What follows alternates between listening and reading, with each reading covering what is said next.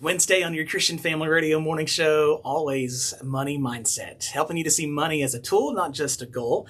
And Clark Hayden with us from Lock Shield Partners. Financial literacy is the focus this month. And we've been talking about some things to look for, to do, to try, but today, looking at things we should avoid. What are some of those pitfalls? Yeah. Oh, gosh, Derek. I don't know that there's a segment long enough to cover all of the financial pitfalls to avoid, but let's just maybe touch on a couple basic ones today.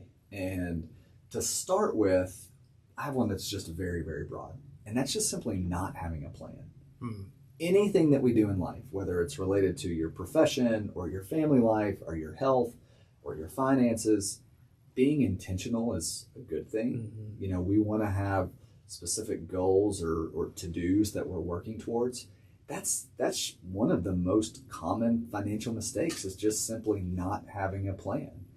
And I think it's really good, whether you're married or single or whatever the case may be, have somebody that you can communicate these goals or these important items with.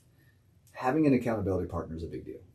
And having someone that you can discuss these items with is going to be very, very helpful in the long term.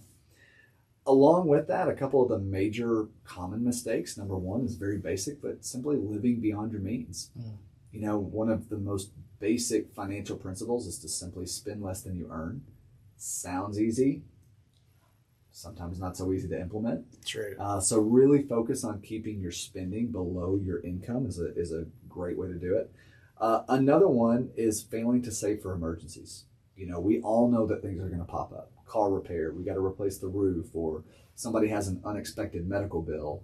And we don't want those things that we know are going to happen. Maybe we don't know when or why or what the cause is, but we know that we're going to have these things pop up.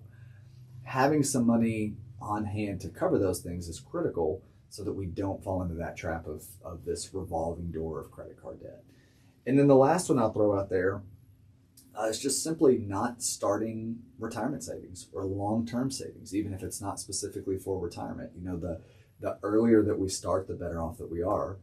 And if we get into a point where we're later on down the road, close to retirement, and we realize, gosh, I really need to start saving, it may be tough to catch up. So The earlier we start that, the better. More financial tips and more pitfalls to avoid when it comes to our finances on our website, christianfamilyradio.com. Just check out the recent topics section or visit our friends' website, lockshieldpartners.com.